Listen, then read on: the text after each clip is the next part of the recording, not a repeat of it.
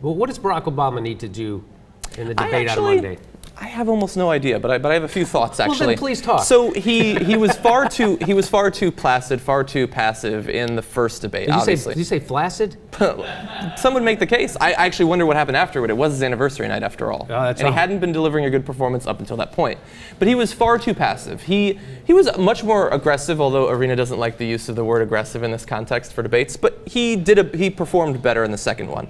Now, obviously, the content of the third debate is different. It's specifically focused on foreign policy, and you would assume going into that Barack Obama will do better because he has some successes. And most people would say that Mitt Romney knows almost nothing about foreign policy. So I would have to expect that he will do better.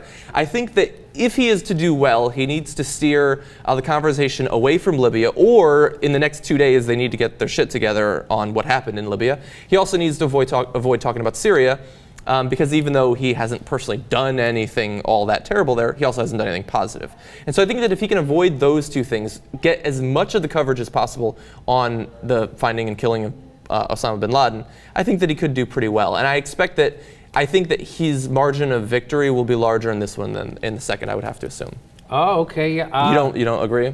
I think Mitt's going to reload. He'll be ready. He'll come back on the Libya thing. He'll have. But you think he would have been set up? See, here's the problem with the whole Libya thing, is that they say that you prove that you're ready to be president. You're ready to be the chief executive officer of America.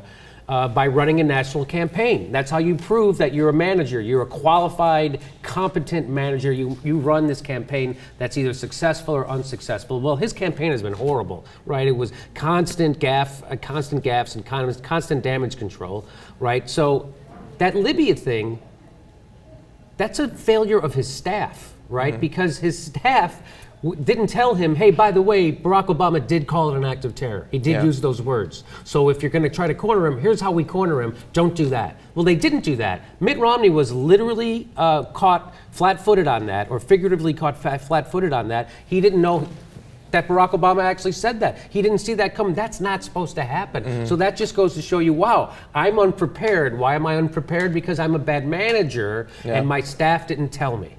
Yeah, I would like to make one specific prediction. I do think that Mitt Romney is going to overreach, and I think that I would expect that coming out of this final debate, his likability numbers are going to go down. And specifically, why is that? His success in the first debate was quoting the $716 billion, different numbers like this, sort of a way of attacking the president without seeming petty. I mean, he's a liar, but he's not petty. And I think that Mitt Romney can pull that off. But in the second debate, when he was attacking specifically on Libya, and his original comments on Libya back when it first happened, and when he was attacking in Fast and Furious, I don't think that Mitt Romney can pull off that sort of attack. I think he looked very petty. I think it looked desperate. I think he sounds like a conspiracy theorist when he talks about those things. Yes, he does. And the area of foreign policy is an area where I think that it's that sort of attack that a candidate needs to make. I don't think that he's prepared to make it, and I think that he's going to come out looking petty, not looking presidential, and I would expect that he's going to lose some people when he's attacking the president in that area. I think that Barack Obama, what he did that was the most effective thing he did in the second debate was that when he insulted Mitt, he used humor. So when the audience reacted with laughs, and that's what I said he needed to do, and he did it. So I take all the credit. So he did. So when he said, hey, do you look at your retirement account? It's like, I don't check my retirement account. It's not as big as yours. It's not that was good.